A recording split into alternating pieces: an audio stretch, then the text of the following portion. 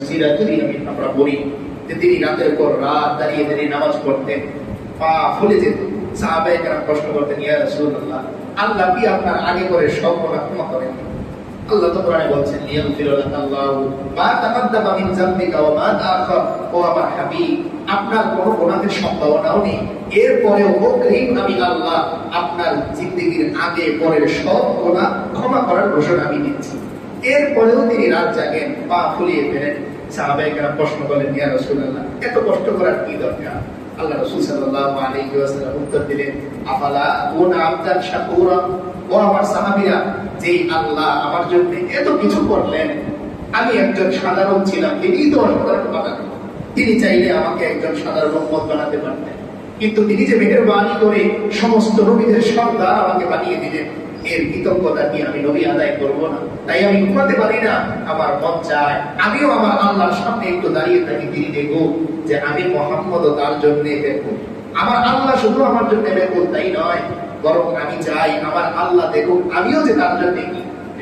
এজন্য ইন্তেকালের আগে যখন জিবরিল আলাইহিস সালাম আসলেন, আর আল্লাহ রাসূল সাল্লাল্লাহু আলাইহি ওয়াসাল্লাম জিজ্ঞেস করলেন, ও ভাই জিবরিল, আল্লাহ তাআলা কি চান, আমি থাকি না চলে যাই? তিনি প্রশ্ন করতেছেন পরামর্শ, যেহেতু সকল বিষয়ে পরামর্শ করতেন, তো তিনি প্রশ্ন করতেছেন, জিবরিল, আপনার কি মনে হয় আমার আল্লাহ কি চান?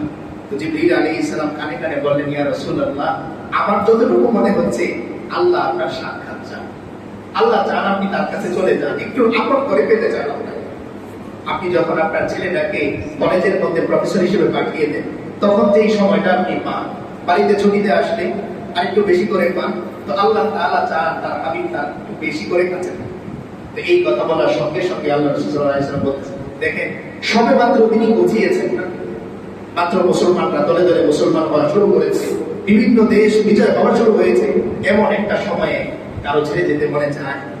যে এখানে হযরত আবু বকরের মতো তার সেই বাল্যকালের সহপাঠী, হযরত ওমরের মতো মেজাজে ওহী মানুষ, হযরত ওসমানের মতো এত দানশীল দানবীর মানুষ, হযরত আলীর মতো এরকম পণ্ডিত এবং বড় আলেম মানুষ, এই সমস্ত সাহাবীদেরকে ছেড়ে হযরত খাব্বাব, হযরত খুবাইব রাদিয়াল্লাহু তাআলা, কত কত সাহাবী আল্লাহ রাসূল সাল্লাল্লাহু আলাইহি ওয়াসাল্লামের জন্য এসে এই কথা বলছেন, ফিদাকা আবি ওয়া উম্মি ইয়া রাসূলুল্লাহ, আমার বাবা আপনার পদতলে কুরবান হোক, আমার মা আপনার পদতলে কুরবান হোক ইয়া রাসূলুল্লাহ। এই সাহাবীগুলোকে ছেড়ে যেতে মনে চায় না। তারপরে তিনি বলতেছেন, আল্লাহুম্মা রাফিকাল আলা, ও আল্লাহ, যেহেতু আপনি আমার সাক্ষাৎ চান, আমিও আপনারই সাক্ষাৎ চাই। কষ্ট হইলেও আমি আপনার কাছেই যেতে চাই, যেহেতু আপনি আমারে কি চান, কাছে নেই। তো আল্লাহ দেখুন যে তিনি আমার জন্য এত কিছু করলেন, আমিও যে তার জন্য একটু করার চেষ্টা করতেছি, আমার আল্লাহ এটা দেখুন। দেখেন হাসরের ময়দানে আমার জন্য আফসোসের হবে যখন আল্লাহ আমাকে মনে করিয়ে দিবেন, ও বান্দা, তোমার কি একজন মা আমি দেই নেই, তোমার কি একজন বাবা আমি দেই নেই, তোমাকে একজন ভাই আমি দেই নেই, তোমাকে পড়াশোনা করার জন্য ব্রেন আমি দেই নেই। এই আমার দেয়া ব্রেন দিয়ে তুমি পড়াশোনা করে আবার আমাকেই ভুলে গেলে, আমার দেয়া পা দিয়ে তুমি হেঁটে আমাকেই ভুলে গেলে, আমার দেয়া চোখ দিয়ে পৃথিবী দেখে আমাকেই ভুলে গেলে। আল্লাহ যখন জিজ্ঞেস করবেন, বান্দা খামোশ হয়ে যাবে, লজ্জিত হবে, কি করলাম আমি? আজকে যদি কেউ আমাকে ব্যবসার জন্য 50,000 টাকা দেয় আর আমি তার সাথে বেইমানি করি, এই লোকটার সামনে আমি মুখ দেখাতে পারি যেই লোকটা আমার জন্য এত কিছু করলো, আর তার সাথে আমি বেইমানি করলাম, আল্লাহ তাআলা মনে করিয়ে দিবেন, ও বান্দা, দুনিয়ার এই 50,000 টাকার বেইমানির কারণে তুমি রাতের পর রাত নিজেকে লজ্জিত মনে করেছো, নিজেকে অপমানিত মনে করেছো, আমি আল্লাহ যে তোমাকে হাজার হাজার কোটি টাকার জিনিস তোমার দেহের মধ্যে দিয়ে দিয়েছি, আর তুমি যে আমার সাথে বেইমানি করলে, একদিনও তোমার লজ্জা হলো না। চোখের দাম কত? 1 মিনিট শুধুমাত্র অক্সিজেন এর দাম কত? এই জন্য বাদশাহ হারুনুর রশিদ গ্লাস নিয়ে যখন পানি খাবেন মুখের কাছে নিয়ে আসছেন, বাহলুল বাগদা জিজ্ঞেস করতেছে, ও বাদশাহ, এই যে পানি খাচ্ছেন এটার দাম কত? তিনি চুপ করে আছেন। তো বাহলুল বাগদা জিজ্ঞেস করতেছে, যদি এই মুহূর্তে আপনাকে পানি না দেওয়া হয় অবস্থা কি হবে? তিনি বললেন, আমি তো তৃষ্ণায় মারা যাব। বাহলুল বলতেছে, উদাহরণস্বরূপ কেউ একজন যদি আপনাকে বলে যে এই 1 গ্লাস পানির জন্য আপনার বাদশাহী অর্ধেক লিখে দিতে হবে, দেবেন? তিনি বলতেছেন, অবশ্যই, আগে তো বাঁচতে হবে, পরে বাদশাহী লিখে দিব। তিনি কষ্ট করতেছেন, আবার বাহলুল, যদি পুরোটা লিখে দিতে বলে? তিনি বলতেছেন, পুরোটাই লিখে দিব, তবু আমার 1 গ্লাস পানি লাগবে। বাহলুল বলতেছে, আলহামদুলিল্লাহ বলে পানিটা খেয়ে। এরপরে পানি খাওয়ার কিছুক্ষণ পরে বাহলুল আবার আসছে। তার যখন ইস্তিনজার জরুরত হলো, তিনি বুঝতে পেরেছেন তাকে জিজ্ঞেস করলেন যে এই মুহূর্তে যদি আপনার ইস্তিনজা না হয় কি অবস্থা হবে? তিনি বলেন আমি মারা যাব। তো তিনি প্রশ্ন করতেছেন, কেউ একজন যদি আপনাকে বলে যে আপনার ইস্তিনজার বিনিময়ে অর্ধেক বাদশাহী লিখে দিতে হবে, লিখে দিব, পুরোটা লিখে দিতে হবে, লিখে দিব। বাহলুল বলতেছেন, যেই আল্লাহ আপনাকে প্রতিদিন এরকম শত শত গ্লাস পানি পান করান, যেই আল্লাহ আপনাকে প্রতিদিন এই শরীর থেকে এই পানিগুলো কি সুন্দরভাবে সহজভাবে বের করে দেন, ওই আল্লাহ যদি আপনাকে ধরেন তো এর উত্তর আপনার কাছে কি হবে? এক গ্লাস পানির জন্য পুরো বাদশাহী লিখে দিতে চাইলেন, আর আল্লাহ তাআলা আপনাকে এরকম পানি প্রতিদিন শত শত গ্লাস পান করাচ্ছেন।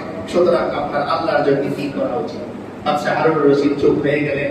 তখন বাহলুল বলতেছে, আপনি পানি খাওয়ার আগে যে একবার আলহামদুলিল্লাহ বলেছেন, আল্লাহ তাআলা এই এক আলহামদুলিল্লাহর মাধ্যমে ওনার পক্ষ থেকে আপনাকে যে 100 গ্লাস পানি ঋণ দিয়েছিলেন, এই ঋণ তিনি আপনাকে মুক্ত করে দিয়েছেন। আবার যখন আপনি পানি পান করার শেষে আলহামদুলিল্লাহ বললেন, এই আলহামদুলিল্লাহ বলার দ্বারা প্রতিদিন যে আপনার দেহ থেকে তিনি এই বিষাক্ত পানিটা বের করে দেন, এটা যে এক ধরনের ঋণ, এই ঋণটাও আল্লাহ তাআলা পরিশোধ করে দিলেন।